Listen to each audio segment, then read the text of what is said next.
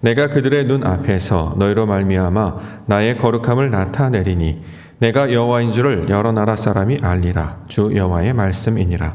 내가 너희를 여러 나라 가운데에서 인도하여 내고 여러 민족 가운데에서 모아 데리고 고국 땅에 들어가서 맑은 물을 너희에게 뿌려서 너희로 정결하게 하되 곧 너희 모든 더러운 것에서와 모든 우상 숭배에서 너희를 정결하게 할 것이며 또 새 영을 너희 속에 두고 새 마음을 너희에게 주되 너희 육신에서 굳은 마음을 제거하고 부드러운 마음을 줄 것이며 또 내 영을 너희 속에 두어 너희로 내 율례를 행하게 하리니 너희가 내 규례를 지켜 행할지라. 내가 너희 조상들에게 준 땅에서 너희가 거주하면서 내 백성이 되고 나는 너희 하나님이 되리라. 내가 너희를 모든 더러운 데에서 구원하고 곡식이 풍성하게 하여 기근이 너희에게 닥치지 아니하게 할 것이며 또 나무의 열매와 밭의 소산을 풍성하게 하여 너희가 다시는 기근의 욕을 여러 나라에게 당하지 아니하게 하리니 그때에 너희가 너희 악한 길과 너희 좋지 못한 행위를 기억하고 너희 모든 죄악과 가능한 일로 말미암아 스스로 밉게 보리라. 아멘. 에스겔 36장 21절부터 31절까지 본문입니다. 내 영을 너희 속에 두어 행하게 하리라. 내 영을 너희 속에 두어 행하게 하리라 라고 하는 말씀의 제목입니다. 2021년 마지막 날 우리가 마지막 시간을 보내고 있는데요. 이를 일컬어 우리는 송구영신 예배다 이렇게 명명하고 부르고 있습니다. 송구영신, 옛것을 보내고 새것을 맞이한다 라는 의미가 되겠죠. 이 시간 우리 2021년의 마지막 시간을 보내면서 우리가 그동안 품고 있었던 옛것, 자 이것들을 우리가 보내어버리고 하나님께서 말씀으로 주시는 새 것들을 우리가 맞이하는 우리 은혜의 시간 되기를 소망합니다. 오늘 본문에서는 우리가 맞이해야 할 새 것에 대하여 말씀하고 있습니다. 26절에 나와 있습니다. 26절 말씀 우리 함께 읽겠습니다. 시작. 또 새 영을 너희 속에 두고 새 마음을 너희에게 주되 너희 육신에서 굳은 마음을 제거하고 부드러운 마음을 줄 것이며. 자, 새 것에 해당하는 것 말하고 있죠. 그것은 새 영 그리고 새 마음 이렇게 설명하고 있습니다. 이에 대응하는 옛것도 말하고 있는데요. 옛것은 무엇이냐면 육신과 굳은 마음이라고 할 수 있을 것입니다. 그러므로 말씀에 근거하여서 송구영신의 의미를 우리가 다시 한번 받아 해석한다면 옛것에 해당하는 육신과 굳은 마음을 우리는 보내버려야 할 것이고 새 것에 해당하는 새 영 그리고 새 마음을 우리는 맞이하는 시간이 되어야 할 것입니다. 오늘 예배를 통해서 다시 한번 우리의 모든 육신됨과 굳은 마음들을 다 말씀으로부터 떠나보내고 말씀을 통해 주시는 새로운 영, 새로운 마음을 맞이하시는 우리 믿음의 성도님들과 옥토교회가 되기를 주의로 간절히 축원합니다. 자, 그러면 우리가 먼저 보내야 할 것들을 좀 살펴보아야겠죠. 옛것에 해당하는 것, 즉 육신과 굳은 마음에 해당하는 것이 무엇인지를 우리 먼저 살펴보도록 하겠습니다. 25절 말씀 보겠습니다. 25절 말씀에 맑은 물을 너희에게 뿌려서 너희로 정결하게 하되 곧 너희 모든 더러운 것에서와 모든 우상 숭배에서 너희를 정결하게 할 것이다 이렇게 증거하고 있습니다. 본문에서 떠나보내야 할 것, 이것을 더러운 것과 우상 숭배에 관한 것으로 설명하고 있습니다. 더러운 것과 우상 숭배. 자, 성경에서 말하는 더러운 일 어떤 것을 가리키고 있는 말일까요? 성경에서 말하는 더럽다는 우리가 일전에 살펴본 적이 있는데요. 섞여 있을 때, 찌꺼기로 남아있는 상태를 가리킬 때 이걸 성경에서는 더럽다라고 표현합니다.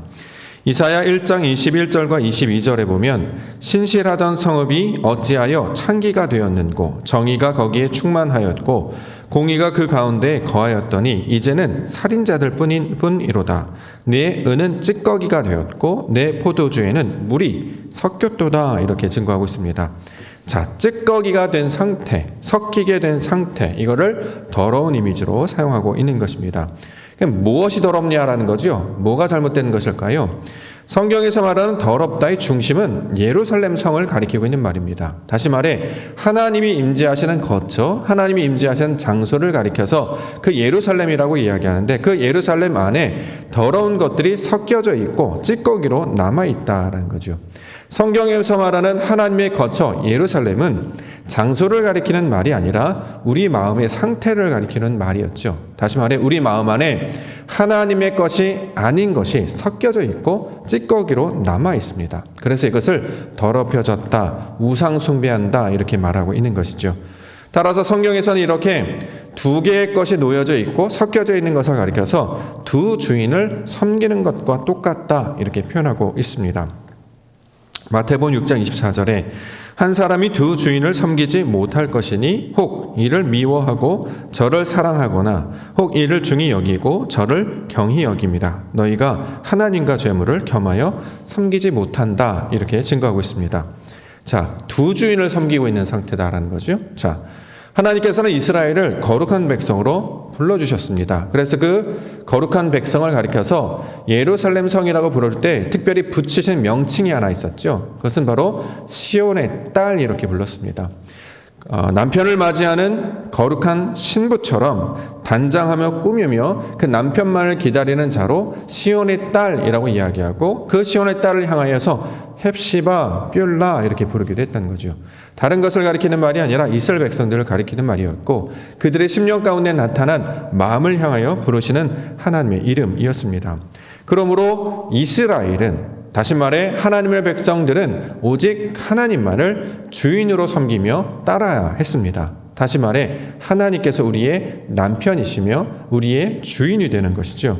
그런데 그 하나님만을 따르는 것이 아니라 그 마음 안에 다른 것이 함께 놓여져 있다라는 것입니다.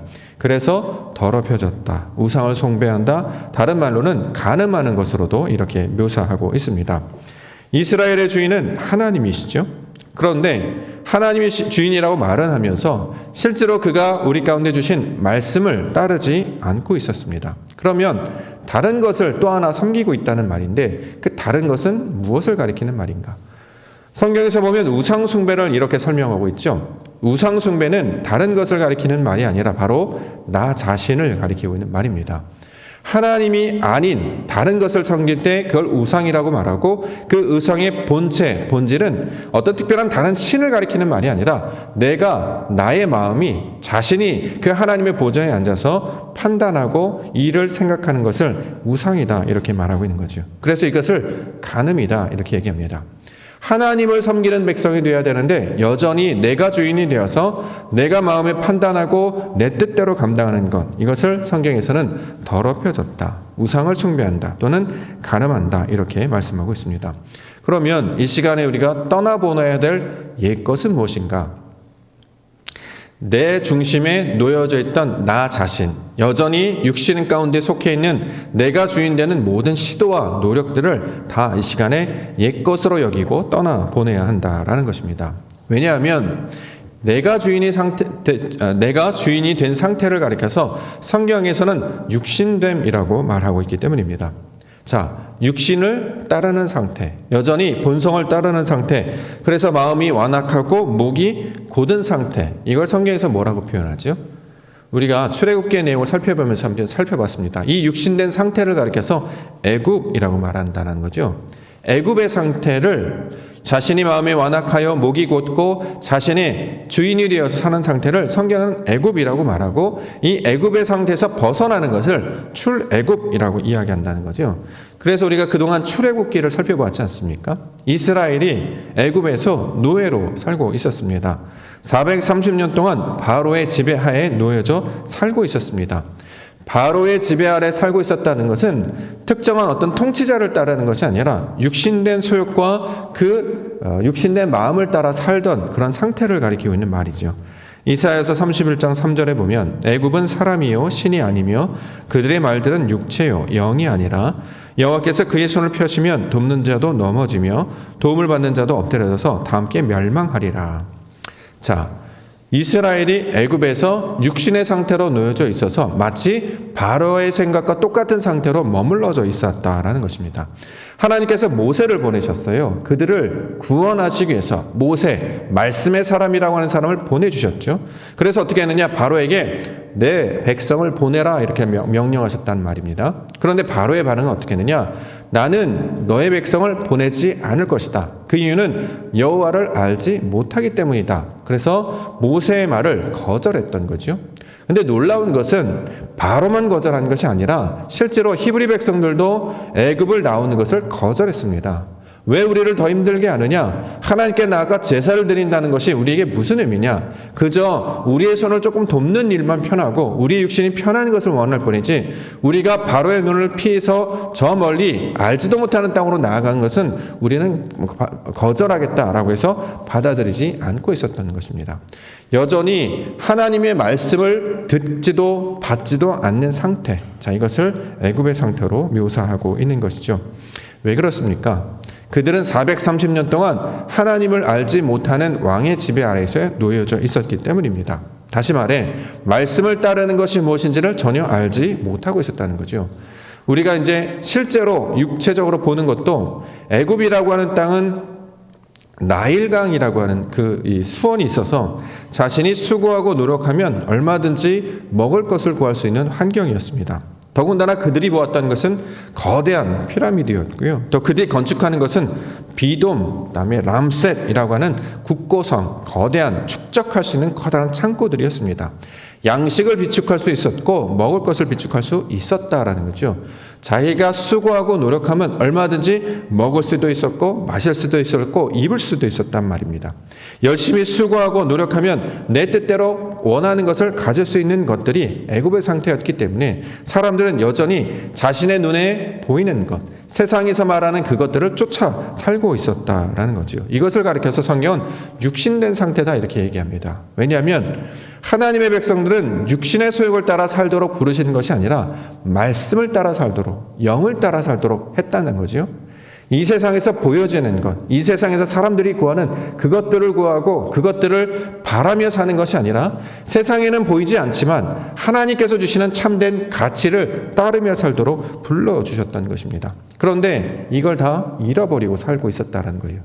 하나님께서 원하시는 것이 무엇인지, 진짜 우리의 생명 가운데, 인생 가운데 중요한 가치가 무엇인지를 다 잊어버리고 그냥 세상에서 말하는 그 좋은 것들을 쫓아가며 좋은 게 좋은 거야, 많이 가지는 게 좋은 거야, 있는 것들, 남들이 원하는 것 나한테도 있는 게 좋은 거야 라고 하면서 그들을 쫓아 살고 있었다는 거죠. 왜 그렇습니까?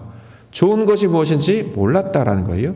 우리에게 정말 필요한 것이 무엇인지 한 사람도 알지 못하고 있었다는 거예요. 그러니까 어떻게 해요? 남들처럼 살아간다는 거죠. 그러니까 고된 노동과 수고를 통해서 살아가게 됩니다. 열심히 하면 다 가질 수 있어. 최선을 다하면 우리는 이룰 수 있어. 근데 현실은 어떻습니까? 아무리 수고하고 수고해도 쌓아지지 않는 거예요. 모으고 모아도 채워지지가 않는다는 거죠. 날마다 고통과 수고는 늘어가는데 정작 평강은 더 사라지고 참된 안식은 점점 더 멀어지는 상태가 되었습니다. 분명히 이전보다 삶이 좀 나아진 건 사실이거든요. 근데 그러면 마음이 좀 더 평안해져야 되는 건 아니겠습니까? 좀 더 여유로워지고 좀 더 기쁨과 평안과 안식을 누려야 할 것이죠. 그런데 많이 채워지면 채워질수록 고민이 더 쌓여가고요. 알면 알수록 번뇌가 더 심할 뿐이었습니다. 성경에서 말하는 안식은 저 멀리에 관한 이야기였고 참된 평강은 전혀 깨달을 수 없었던 상태가 되었다라는 거죠. 자, 이러한 상태로 살아가고 있는 자들을 육신된 상태다라고 이야기하고 있고, 자, 이것들 가운데 하나님께서 말씀으로 통해 모세를 보내주셨음에도 불구하고 그들은 듣지도 깨닫지도 알 수도 없었던 일이었습니다. 이거 우리가 이제 삶 가운데 적용을 한번 해볼게요. 우리가 신앙생활을 해 나가면 하나님의 뜻을 알게 되면 무언가 우리 마음 가운데 차오르는 것들이 있습니다. 그럼 어떤 마음이 들냐면 하나님 앞에서 열심히 노력하면 하나님께서 이것을 채워주시는구나 라고 생각한다는 거죠. 이게 첫 번째 단계예요. 어떤 단계냐면 마당을 밟는 단계가 있고 거기서 조금 더 올라가면 성소로 들어오는 단계가 있습니다. 대부분의 사람들은 마당만 밟고 그냥 돌아가죠. 제사만 지내고 그냥 자기가 하고 싶은 대로만 하다가 돌아갑니다. 그러니까 말씀을 들을 기회조차 잃어버리는데 이제 성소에 들어와서 말씀을 듣기 시작합니다. 소위 말해서 신앙생활을 하는 것이죠. 교회를 다니기 시작하는 거예요. 자, 교회를 다닙니다. 신앙생활을 합니다. 지식이 조금씩 쌓이죠. 보니까 하나님이 어떤 분이신지 알겠어요. 하나님은 능력 있는 분이시고 하나님의 백성을 부르셔서 잘 되게 하시는구나, 복 주시는 분이시구나 라고 깨닫게 된다는 거죠. 그럼 사람들이 어떻게 되느냐? 내가 생각하는 대로 하면 하나님께서 나에게 복 주시는 분이구나 라고 생각한다는 거죠. 이게 착각이라는 거예요. 여기서 한 번 더 나가야 되는데 대부분의 사람들이 여기 머물러 있습니다. 내가 수고하고 노력하면 하나님께서 복 주신다고 생각해요. 왜냐하면 내가 열심히 하면 그 다음에 무엇이 생길 것을 알게 되었다라는 거죠. 아, 우리 하나님 좋은 분이시라며, 나에게 은혜로운 분이시라며, 그러면 내가 수고하고 노력하면 그분이 좋은 분이니까 무얼 막 주시겠네, 내가 열심히 하면 그 다음 단계 어떤 결과들을 얻을 수 있겠다라고 생각한다는 거죠. 그런데 그래서 열심히 수고하고 노력해 나아갑니다. 그런데 하나님께서 원하시는 것은 그 단계가 아니라 거기서 더 나가야 된다라는 것입니다. 대표적인 사람을 우리가 한 사람 예로 든다면, 사도 바울이 예수님을 만나기 전에 유대교에 머물러 있었을 때 바로 이러한 모습이었습니다. 그는 열심히 살았습니다. 최선을 다해 살았죠. 자, 그래서 빌립보서 3장 4절에 이렇게 얘기합니다. 나도 육체를 신뢰할 만하며 만일 누구든지 다른 이가 육체를 신뢰할 것이 있는 줄로 생각하면 나는 더욱 그러하다. 나는 8일 만에 할례를 받고 이스라엘 족속이요 베냐민 지파요 히브리인 중에 히브리인이요 율법으로는 바리새인이요 열심으로는 교회를 박해하고 율법의 의로는 흠이 없는 자라. 그러나 무엇이든지 내게 유익하던 것을 내가 그리스도를 위하여 다 해로 여길 뿐이다. 자, 예수 그리스도를 만나기 전에 유대교에 머물러 있을 때는 혈통으로도 율법으로도 또 열심으로도 최선을 다하는 사람이었기 때문에 나는 그렇게 열심히 살았다. 그런데 그것은 하나님의 뜻을 이루려고 하는 것이 아니라 누구의 뜻을 이루려고 했던 것입니까? 내 뜻을 이루려고 했던 거예요. 하나님의 이름을 불어서 내가 하고 싶은 목표를 이루려고 했다는 거죠. 그것은 어떤 거예요? 더럽혀지는 것이다 라는 거예요. 하나님의 뜻이 아니라는 거예요. 하나님께서 우리를 부르시는 것은 거룩한 백성이 되게 하시는 것인데, 그 거룩한 백성이 되게 하는 것은 하나님께서 원하시는 뜻을 붙잡고 살아가도록 우리를 부르시는 것이지, 우리가 인생 가운데 오셔서 우리의 꿈을 이루고 우리의 목표를 성취하도록 부르신 것이 아니었다라는 거예요. 우리가 여기를 잘 깨달으셔야 됩니다. 자, 이것을 가리켜서 성경에선 애굽의 상태 이렇게 얘기한다는 거죠. 거기서 나오게 하셨어요. 그래서 우리를 어디로 넣으셨습니까? 광야로 넣으셨죠. 광야, 말씀이라는 뜻입니다. 말씀이라는 그 광야 학교에서 보내셔서 그 40년 동안 계속 말씀들을 듣게 하셨어요. 그리고 어디로 인도하셨냐면 우리의 모든 육신됨이 다 광야에서 죽어지고 말씀으로 거듭나게 하셔서 가나안의 상태가 되도록 변화시키는 것이 하나님의 뜻이었다는 거죠. 육신의 노력과 수고를 통해서 살아가는 그 땅이 아니라 너희가 살아갈 이스라엘 그 새 땅은, 그 옥토는 하나님이 부어주시는 비, 하나님께서 주시는 그 은혜로 말미암아 사는 땅이다. 그래서 이것을 가리켜서 안식이라고 말한다고 이야기하지 않았습니까? 안식은 말 그대로 쉬는 거잖아요. 그렇죠? 내가 하는 게 아니라는 거예요.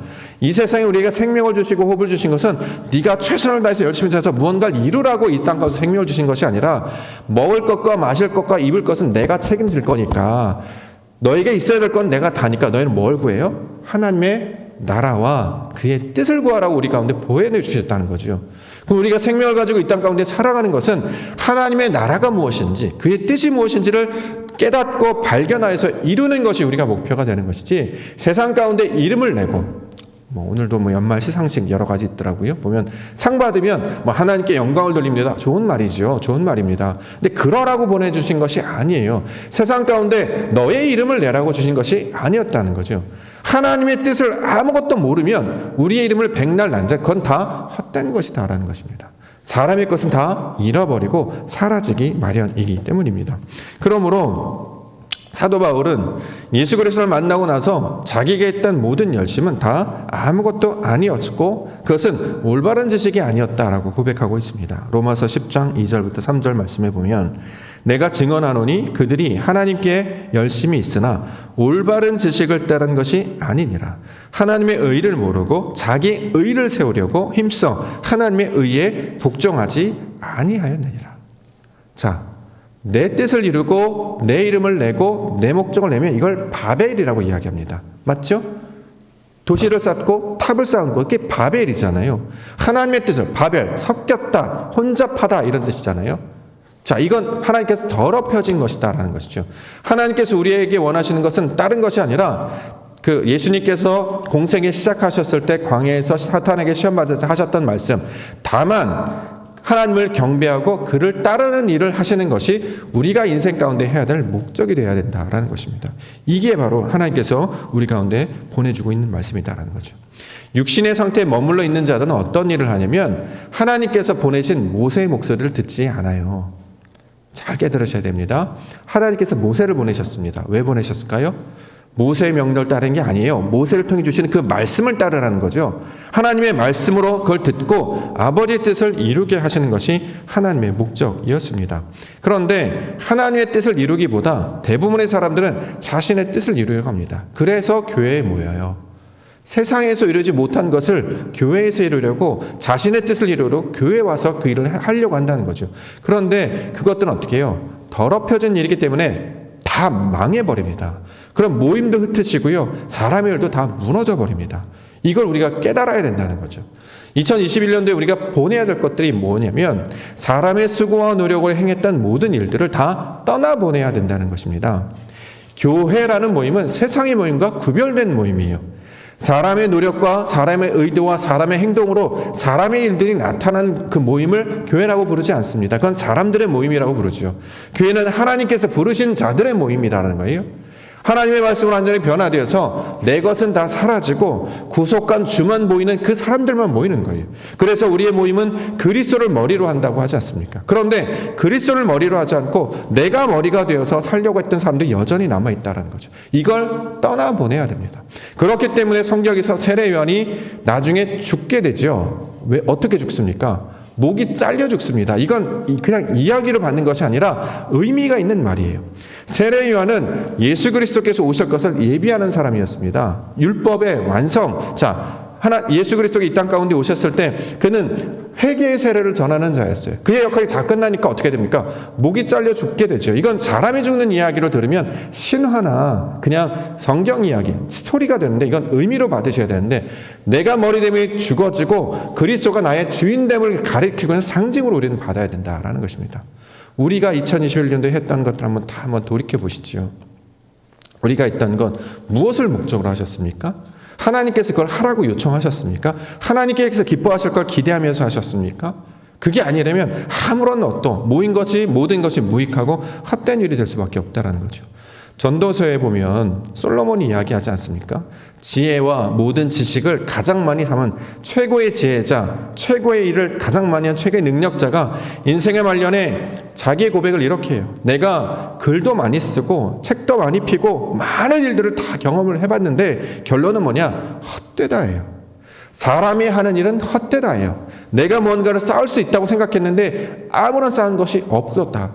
해 아래 새 것이 아무것도 없더라. 그것은 마치 바람을 잡는 것과 똑같다라는 거죠.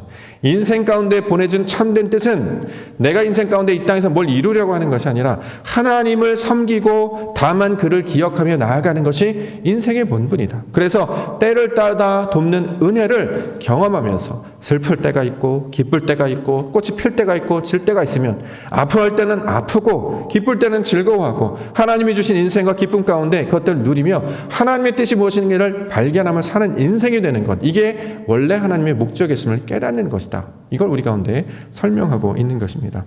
자, 그렇기 때문에 우리가 송구, 옛것을 보낸다고 할 때 내가 주인 되려고 했던 모든 시도들, 이것들을 2021년이라고 하는 시간 가운데 우리는 떠나보내야 되는 것입니다. 왜냐하면 내가 주인이 아니라 하나님이 주인 되시는 것을 성도, 그리스도인이라고 부르기 때문입니다. 여태까지는 우리가 우리의 지식과 우리의 경험들을 쌓아왔죠. 어느 정도 이루는 것 같아요. 그런데 이건 하나님께서 원하시는 뜻이 아닙니다. 모든 상황이 다 적용이 됩니다. 인생을 살아가거나 가정에서도, 교회에서도, 직장에서도, 사회에서도 이 열방을 살아가는 모든 생명이 내가 주인이 아니라 하나님 주인 되게 하여 주시옵소서. 나의 뜻으로 이루고 내 꿈을 이루는 것, 마치 이것이 하나님께서 원하시는 것이라고 착각하게 되는데 발견할 수 있어야 됩니다. 이게 은혜다라는 거죠. 그래서 교회를 나가고 우리가 가정에서 삶을 살고 직장에서 일을 하고 모든 그 동기와 목적은 하나님께서 기뻐하신 일을 감당하게 하시려고 이 일을 우리에게 부르셨다. 우리는 반드시 이것을 기억해야 된다는 거죠. 그러면 기꺼이 어떻게 됩니까? 내 것을 내어놓을 수 있어야 되는 것이죠. 신앙의 궁극적인 모델은 예수 그리스도 아닙니까? 예수님이 하셨던 것은 자신을 낮추신 거예요. 하늘에 계신 분이 보좌를 박차고 이 땅 가운데 내려오셨지 않습니까? 낮아지는 거라는 거죠. 겸손해지는 것이고 내 것을 내어주는 것이고 아버지 뜻이라면 내 것을 포기할 수 있어야 됩니다. 이걸 성경에서는 죽었다라고 표현하거든요. 내가 죽고 그리스도로 사는 것, 이게 바로 하나님께서 원하신다라는 것이죠. 2021년도에 내 목적과 내 뜻으로 살았다면 2022년도에는 뭘로 살아야 되냐? 성령으로 사시는 우리 믿음의 성도님들이 되기를 원합니다.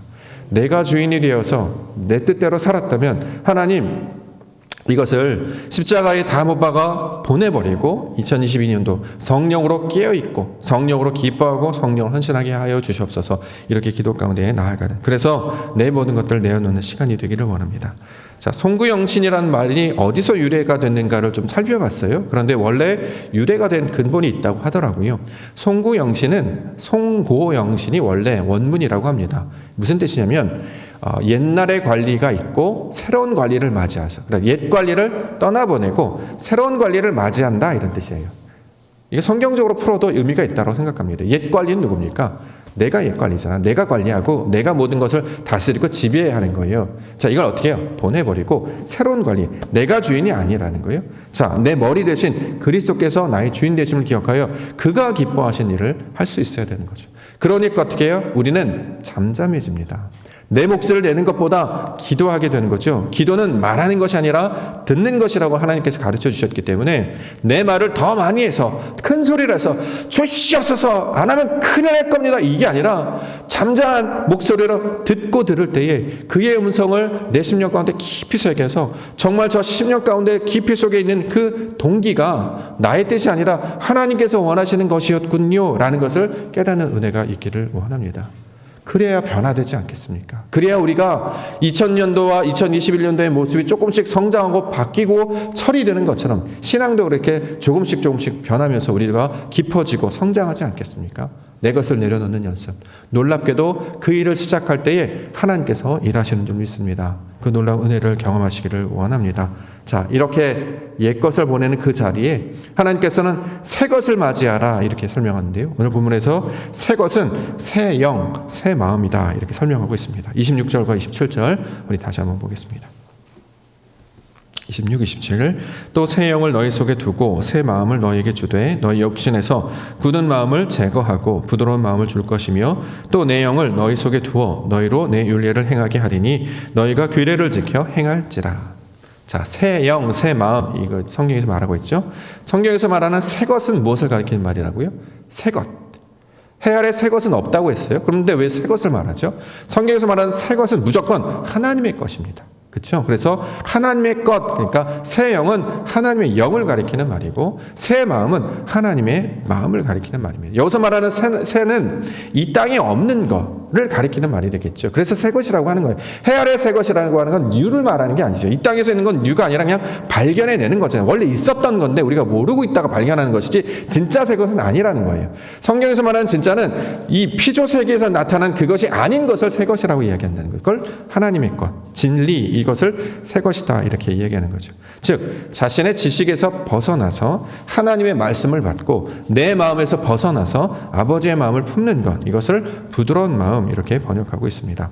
요한복음 16장 13절. 그러나 진리의 성령이 오시면 그가 너희를 모든 진리 가운데 인도하시리니 그가 스스로 말하지 않고 오직 들은 것을 말하며 장래 일을 너희에게 알리시리라.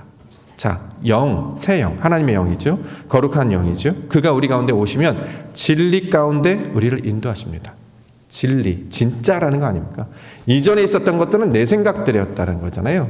편협하고 아주 편파적이고 아주 지엽적이고 되게 육신적이고 대부분 땅에 있는 것들이었습니다. 그렇기 때문에 그 정도 아는 거죠.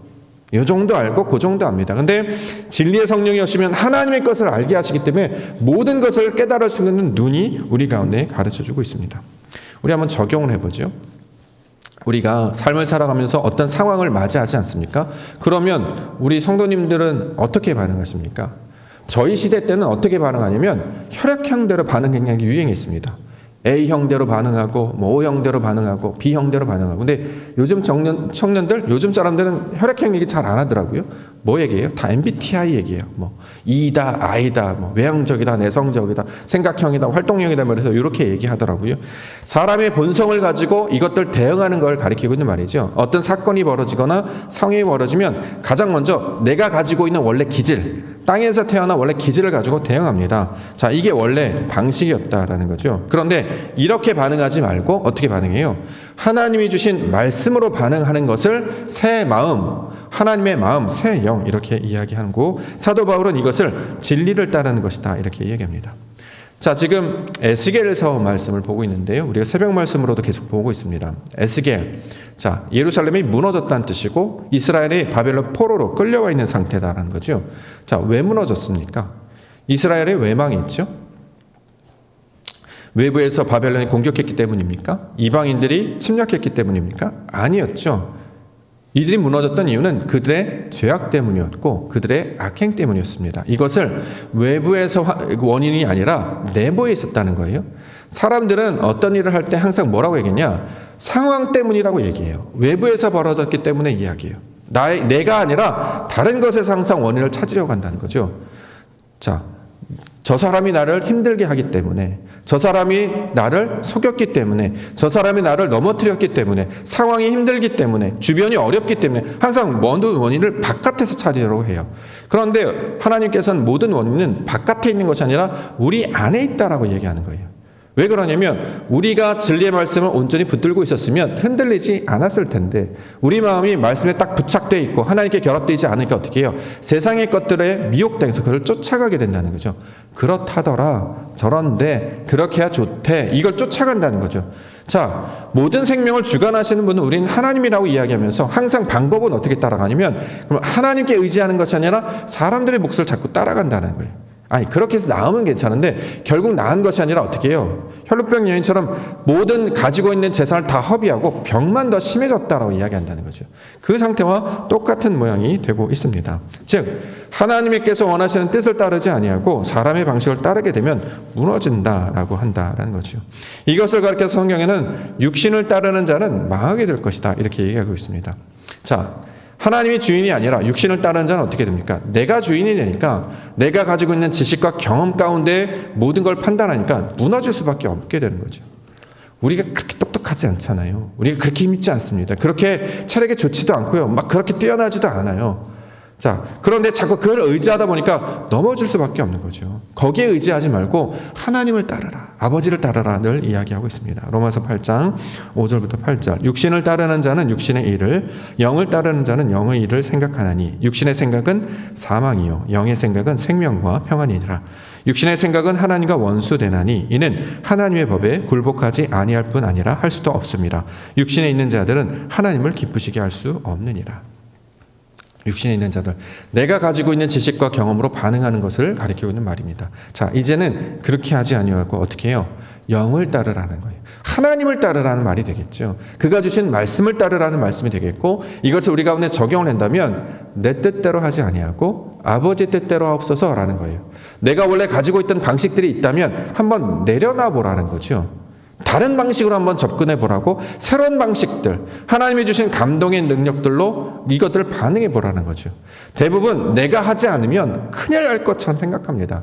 왜냐하면 그렇게 인생들 살아왔기 때문이에요. 근데 신앙이라고 하는 것은 놀랍게도 자꾸 내 것을 내려놓으라고 하나님이 요청하십니다.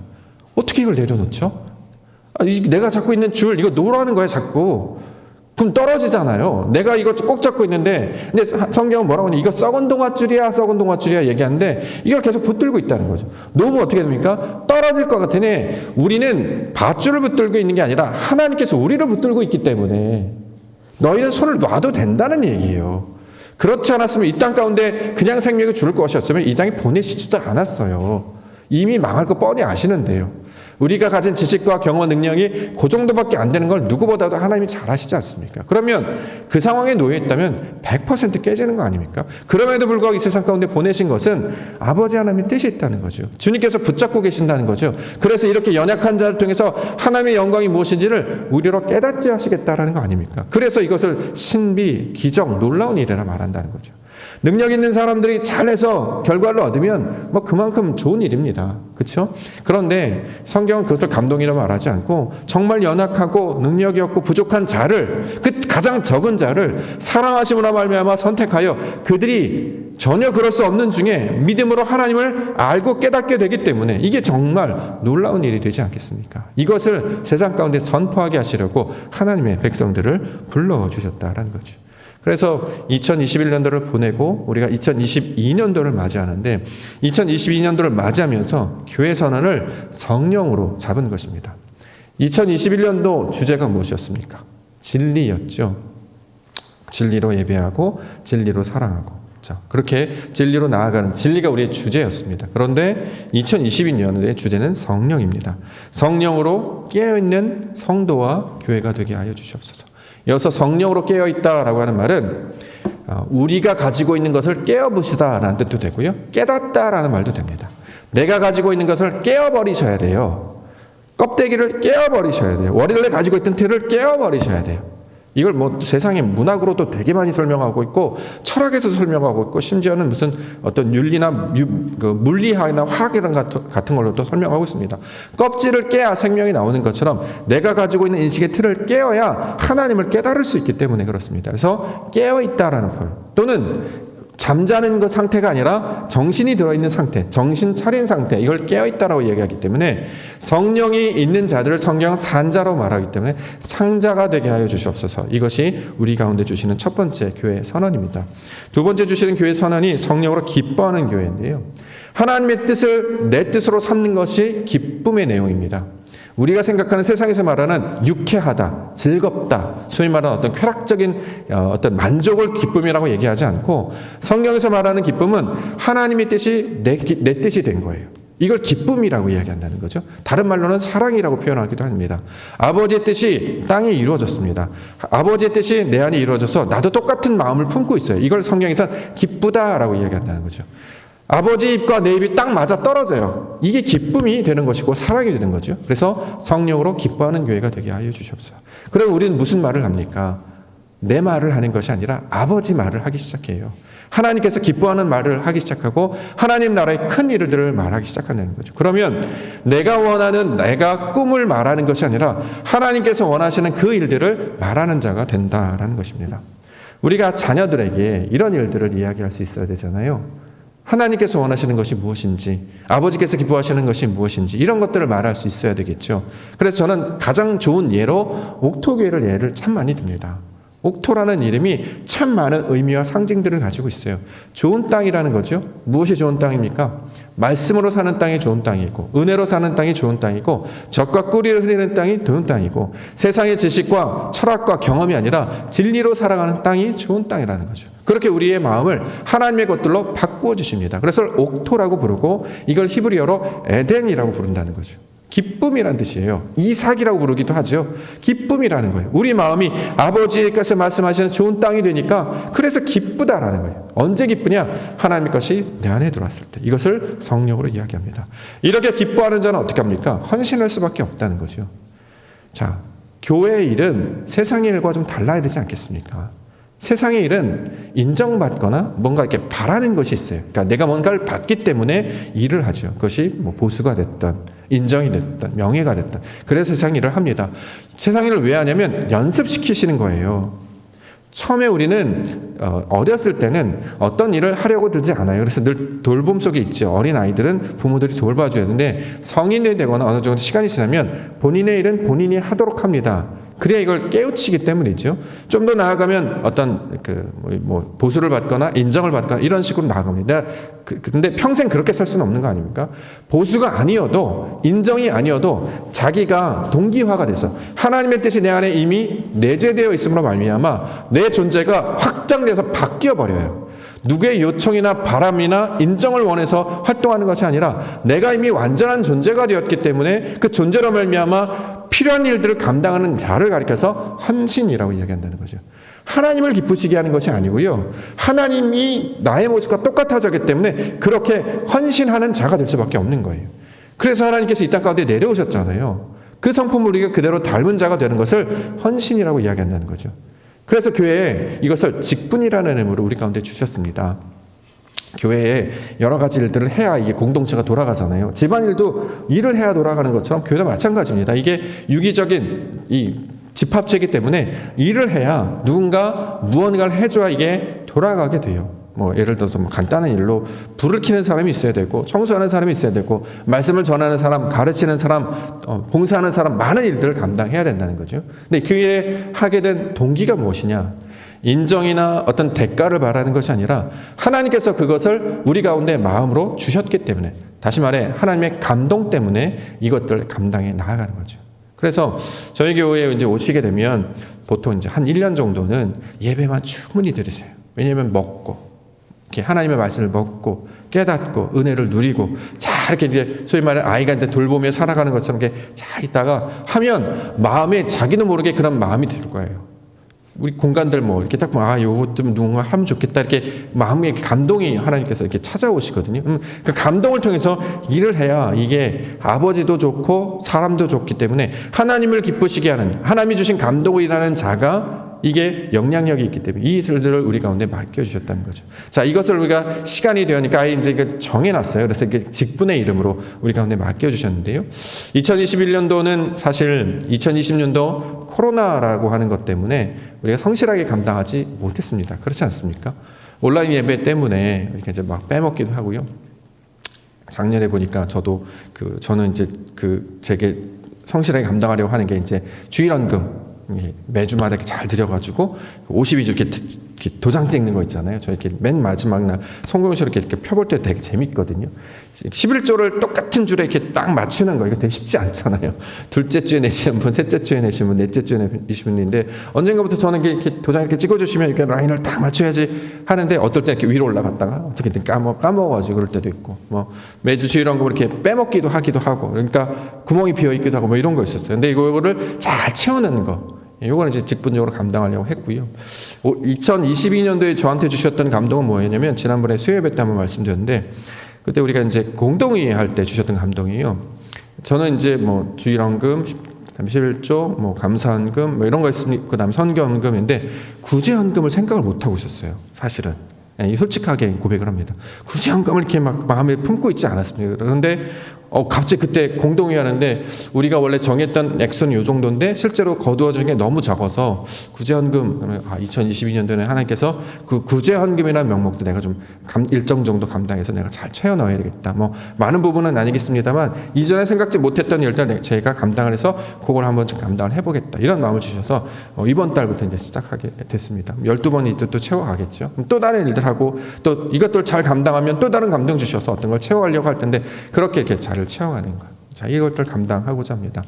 최근에 우리 교회에 오셨던 우리 성도님 고백 중에서 제가 늘 마음 가운데 품고 있는 고백 중에 하나가 다양한 어떤 이야기 때문에 우리 교회로 찾아오시는 분들이 있는데요. 그 중에 한 분은 이런 이야기 하셨어요. 교회를 한번 이렇게 다녀보려고 가신 분들이 있어요.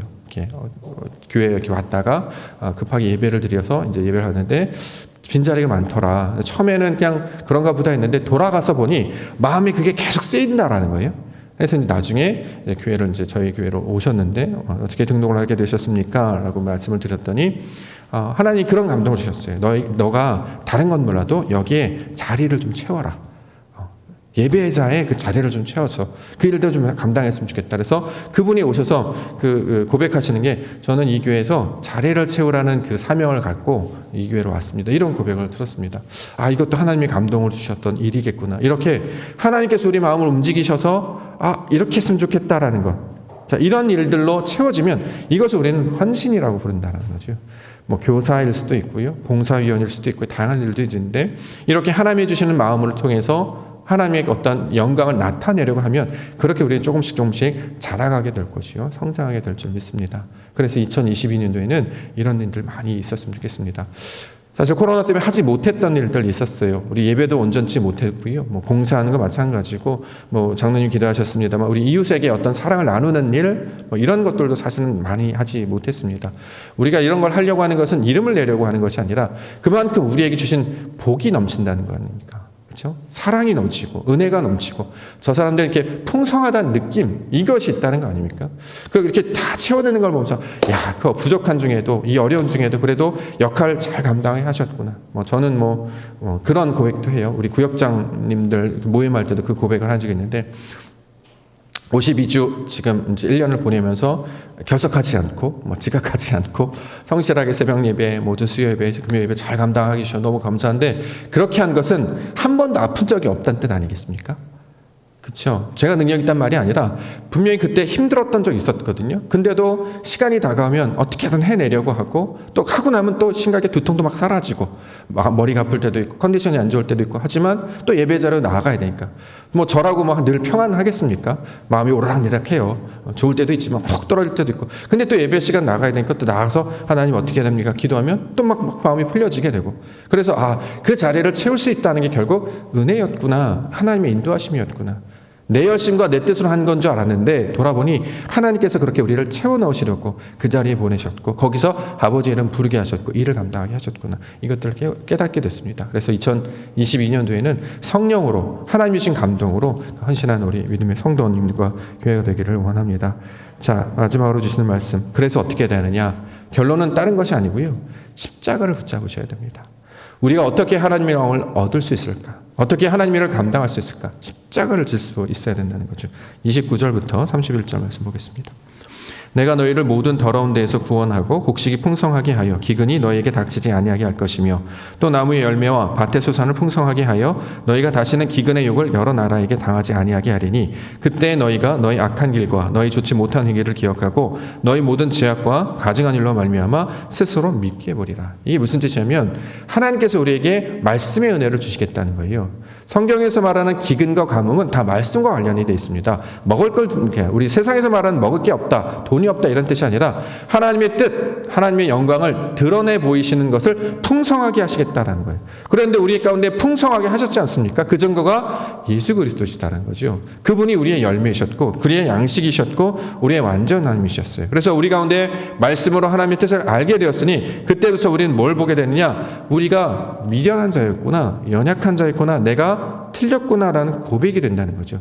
진짜 사랑을 경험하게 되면 자신의 연약함을 깨닫게 됩니다. 이것을 우리 가운데 말씀해 주고 있습니다. 그래서 이전에는 내가 틀렸다는 생각 한 번도 안 했고요.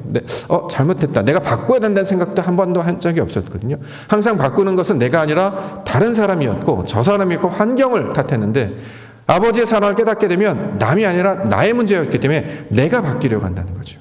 마태복음 16장 20절 예수께서 제자들에게 이르시되 누구든지 나를 따라오려거든 자기를 부인하고 자기 십자가를 지고 나를 따를 것이니라. 갈라디아서 2장 22절 내가 그리스도와 함께 십자가에 못 박혔나니 그런즉 이제는 내가 사는 것이 아니요 오직 내 안에 그리스도께서 사시는 것이라. 이제 내가 육체 가운데 사는 것은 나를 사랑하사 나를 위하여 자기 자신을 버리신 하나님의 아들을 믿는 믿음 안에서 사는 것이다. 나는 원래 그렇게 안 살았는데 하나님께서 그러한 자로 바꿔주셨어요. 그러면 이것을 가리켜서 하나님께서 기뻐하시는 일이다. 이렇게 우리에게 말씀해 주신다는 거죠. 이렇게 우리를, 저와 여러분들을 하나님의 거룩한 백성으로 부르신 줄 믿습니다. 이 땅에서 나타나는 그 영광이 아니라 오직 하나님께서 주시는 영광. 그 감동으로 말미암아 사랑하는 자들, 그 거룩한 자들. 그렇게 이래서 우리를 헵시바, 뷸라, 나의 사랑하는 신부, 새 예루살렘, 새 하늘과 새 땅, 다시 말해 새 사람이라고 부르신다라는 거죠. 이것을 우리가 2020년도에 주시는 말씀으로 붙잡고 아버지께서 원하시는 그 기쁜 하나님의 나라의 뜻들을 구하며 이것들을 땅 가운데 이루며 살아가시는 우리 성도와 교회가 되기를 원합니다. 우리 주님께서 우리 교회와 성도들과 함께해 주실 줄 믿습니다. 이 말씀 붙잡고 살아가시는, 그래서 나는 세상과 나는 관계도 없고 구속한 주만 바라보시는 성도와 교회가 되기를 주의 이름으로 간절히 축원합니다. 기도하겠습니다. 거룩하신 하나님, 주님께서 우리에게 새 영을 부어주시고 행하게 하시겠다 약속해 주셨습니다. 새 영을 우리 가운데 허락해 주셨사오니 나의 뜻이 아니라 세상의 경험이 아니라 하나님의 말씀, 그 성령을 붙잡고 나아가게 하여 주시옵소서. 성령과 진리로 예배하는 자들 되게 해 주셨사오니 이제 그 일이 열매를 맺어 우리 안에 기쁨의 열매를 맺기를 원합니다. 예수 그리스도를 바라보게 하시고 그 그리스도의 인도하심을 통해 하나님을 기쁘시게 하는 일들을 감당하게 해 주시옵소서. 2022년도에 옥토교회가 그렇게 믿음과 말씀 가운데 성장하기를 원합니다. 부르신 자들 통해서 하나님 나라를 이루시고 이들을 위해서 아버지 하나님이 기뻐 받으시며 마침내 이루실 하나님의 영광 이 땅 가운데 온전히 이루며 모두가 이것들을 증거하는 믿음의 증인들로 살아가게 하여 주시옵소서. 거룩하신 예수 그리스도의 이름으로 간절히 기도 올려옵나이다. 아멘. 찬송가 310장